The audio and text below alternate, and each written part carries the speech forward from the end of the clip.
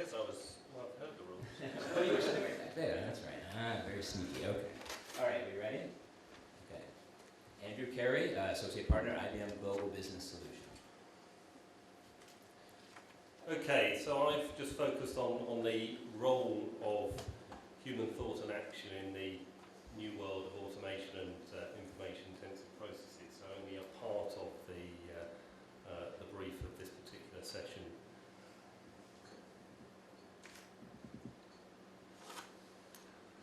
Our view is the world is getting smarter. Every computational power is being put into things we wouldn't recognise as computers. And that's across various sectors: transportation, education, energy, but also in the smarter cities and smarter building space. And the reason for that is that if there were 60 million transistors in 2001, there are 1 billion transistors per human now. We can basically connect anything to anything, and the price, as you can see, for doing that is very low. Similarly, in terms of RFID tags, there has been an explosion in the usage of such tags. So 33 billion in 2010, we estimate.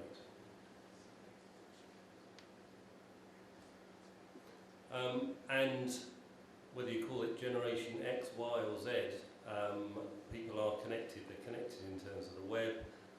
They're very comfortable in terms of appliances of connection. And there is a different approach in terms of the people that are joining the industry now from those that are leaving the industry. So our argument is technology is all about people.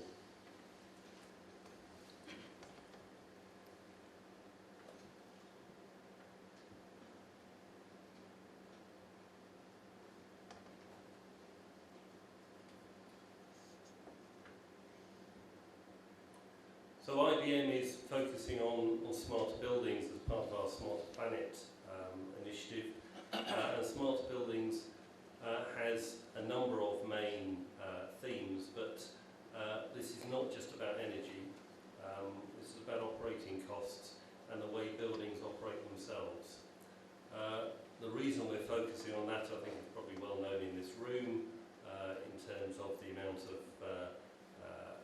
electricity that the buildings consume, the fact that they lose water, half the water that flows into them, and people prefer to work in green buildings. So how does the building become smart? All the systems associated with the buildings can now be connected onto effectively a bus to use intelligence between particular systems to come up with algorithms to improve their performance. And it is part of an integrated grid with other areas such as smarter meters, which is a lot of press on homes, and the electricity suppliers. This is a part of a complex network of connections that we are seeing across the world. What are the sorts of benefits? Well, from a commercial building, in terms of integrating facilities information to an airport, actually tying in passenger flows into the way that the building operates, to a data centre or a hotel, well known as part of integrating guest systems. Hospitals also, an awful lot of activity associated with hospitals in connecting patient systems with building systems and asset systems.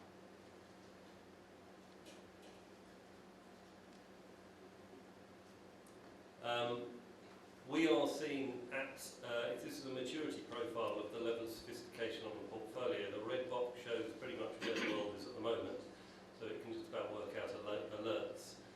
Smarter buildings are looking to move towards the top end stochastical optimization, and that level 4 that I pointed in this diagram in terms of the smarter buildings model is the space that we're very excited about, with the advanced analytics in terms of the performance of portfolios and actually driving the analytics across the portfolio. So benefits at the top end, very relevant in terms of the UK, in terms of its property and spend, in terms of strategy, performance management at the top end, and all the way through to the bottom there in terms of connecting data centres and connecting buildings to the smart grid. Big savings from reducing energy and operational costs, less water, so an environmental angle here, but not only environmental angle, there's the hard cost economics in this space, productivity in terms of better utilisation of property portfolios. So the point here is that yes, we can connect these systems up, and we have the technology now to connect these systems up, but that's not the answer. We need, as humans, to do things that are intelligent with that data. And it's not a case of what we can monitor, as we can see here, it's a case